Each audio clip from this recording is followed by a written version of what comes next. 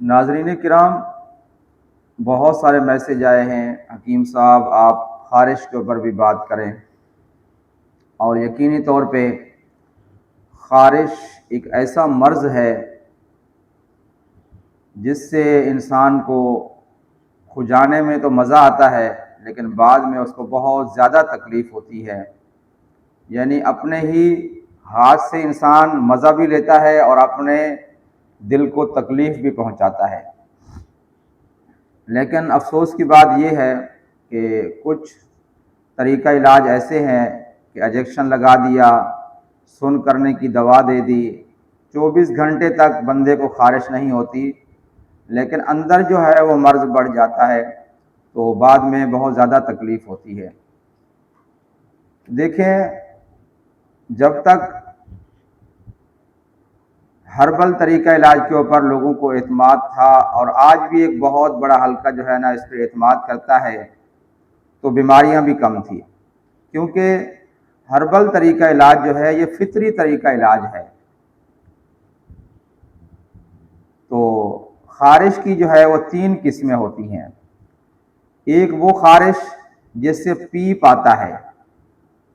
ایک وہ خارش ہوتی ہے جو خشک ہوتی ہے، کھجاؤ تو خون نکل آتا ہے، بلڈ نکل آتا ہے،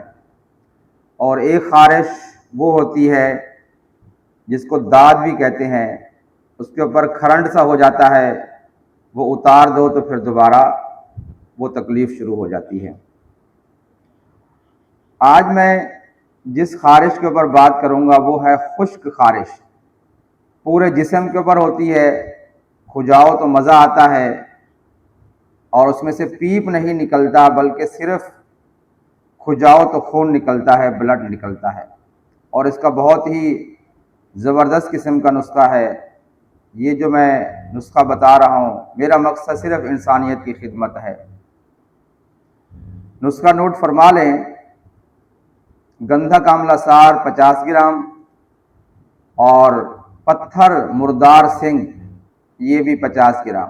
اس کو پیس لیں اچھے طریقے سے، باریک پیس کر 100 گرام سرسوں کے تیل میں اس کو مکس کر کے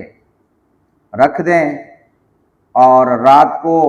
پہلے غسل کریں، پھر اچھے طریقے سے اس کو تولیے کے ساتھ جسم کو صاف کریں،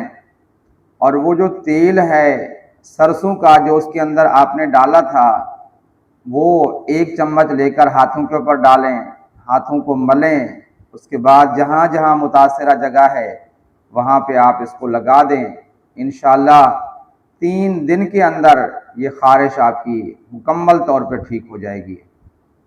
اور اس میں مکمل شفا بھی ہوگی۔ غذائی علاج اس میں یہ ہے کہ 3 دن تک صبح ناشتے میں فروٹ چاٹ استعمال کریں یا سوئیاں استعمال کریں، اور دوپہر کو کھانے سے پہلے سلاد استعمال کریں، کم سے کم 1 پاؤ۔ یہ 3 دن کا علاج ہے، بندہ الحمدللہ ٹھیک ہو جاتا ہے۔ اور آپ صلی اللہ علیہ وسلم کا ارشاد گرامی ہے: خیر الناس من ينفع الناس، بہترین لوگ وہ ہیں جو انسانیت کی خدمت کرتے ہیں اور لوگوں کو فائدہ پہنچاتے ہیں۔